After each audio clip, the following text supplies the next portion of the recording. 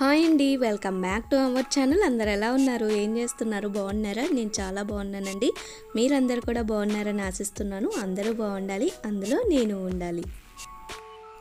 And ఇవాళ video వచ్చేసి ఇది శ్రావణ మాసం స్టార్ట్ అవ్వకముందు ఆషాఢము లోపలే సాటర్డే వ్లాగ్ వీడియో అని చెప్తాను.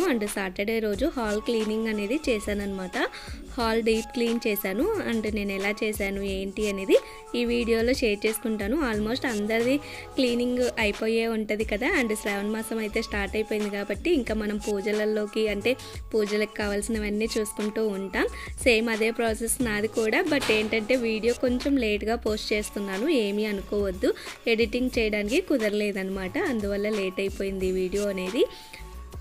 వీడియోలోకి వచ్చేసరికి హాల్ డీప్ క్లీన్ అన్నాను కాబట్టి ఇక్కడ ఏంటంటే ఫ్లవర్ వాజ్లు హ్యాంగ్ చేసేవన్నీ కూడా మనము డోర్స్కి హ్యాంగ్ చేస్తూ ఉంటాం కదా, ఫ్లవర్ వాజ్లు అన్నీ కూడా ఒకసారి కొంచెం వాటర్లో సర్పు వేసేసి ఈ విధంగా క్లీన్ చేసేస్తాను. అప్పుడు ఇవి ఏంటంటే మనము ఇంట్లో హాల్ క్లీన్ చేసేటప్పుడు ఇవి కూడా చక్కగా ఆరిపోతే అప్పుడు ఎక్కడెక్కడ పెట్టేసేయచ్చు అన్న ఉద్దేశంతో ఇవన్నీ కూడా ఫస్ట్ వాష్ చేసేస్తాను. కర్టన్స్ అవన్నీ కూడా తీసేసి అవన్నీ కూడా వాషింగ్ మిషన్లో వేసేయడం, ఇవన్నీ కూడా ఫ్లవర్స్ అవన్నీ కూడా వాష్ చేయడం ఇలాంటివి చేసుకుంటాను ఫస్ట్.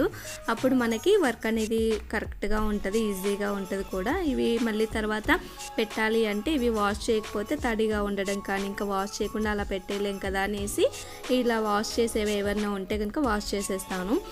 ఇంకా కర్టన్స్ అవన్నీ కూడా ఇంకా బెడ్షీట్స్ అవి కూడా బెడ్రూమ్ అవి క్లీన్ చేశాను ముందు. థర్స్డే రోజు చేసిన రోజు ఇంకా అవన్నీ కూడా వేసేసాను అనమాట. ఇంకా క్లీన్ ఒక్కొక్క రోజు ఒక్కొక్క గది పెట్టేసుకుంటున్నాను. ఒకప్పుడైతే మొత్తం ఒకటే రోజు చేసేదాన్ని, ఇప్పుడు అలా ఉండట్లేదన్నమాట.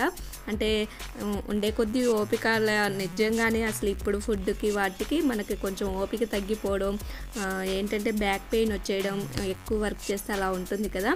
అందుకే ఏంటంటే మరీ ఎక్కువ వర్క్ చేసేసి అలా తీసుకొని మళ్ళీ పిల్లలకు అన్నీ చూసుకోవాలి కాబట్టి రోజు ఒక గదిలాగా పెట్టేసుకొని చేశాను కంప్లీట్గా.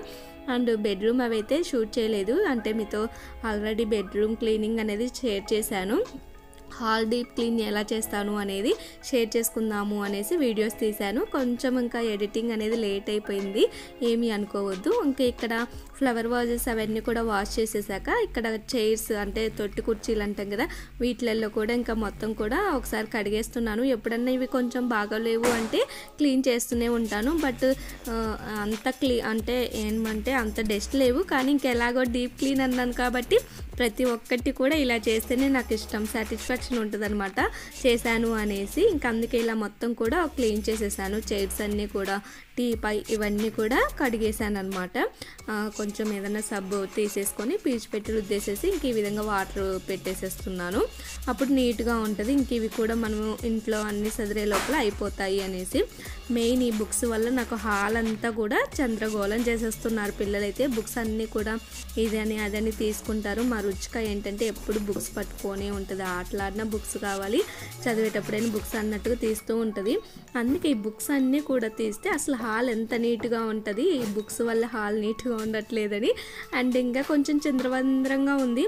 ఇంకా ఎలాగో చదువుతాను కదా అనేసి ఇంక ఈ మధ్య నేను పట్టించుకోవట్లేదన్నమాట.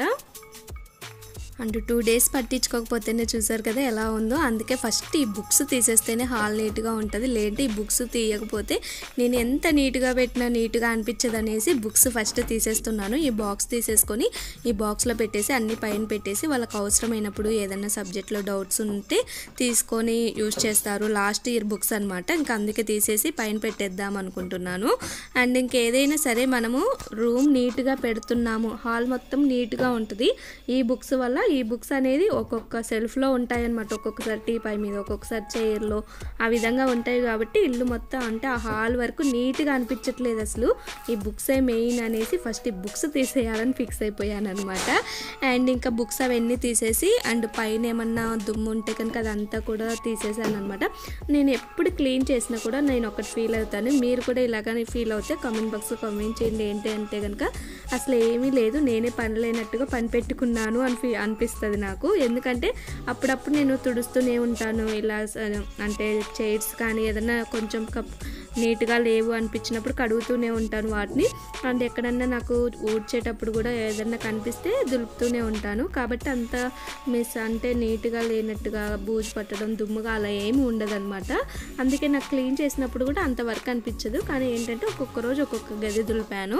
అండ్ ఇంకా ఈ విధంగా బుక్స్ అన్నీ పెట్టేసి పైన కూడా ఏమన్నా ఉందేమో చూసి, లేకపోయినా ఒకసారి ఊరికి అలా అనేసేసి అండ్ సెల్ఫ్లలో కూడా తీసి మొత్తం క్లీన్గా తుడిచేసాను అనమాట. తుడిచి పక్కన పెట్టాను. కొంచెం అవి ఆరాక అండ్ పేపర్స్ వేసాం కదా, అవి ఆరుతాయి. లోపల టీవీ అవన్నీ కూడా క్లీన్గా తుడిచేసి ఇంక ఇక్కడ రిమోట్స్ అవన్నీ కూడా చక్కగా తుడిచి పెట్టేసేసాను అనమాట.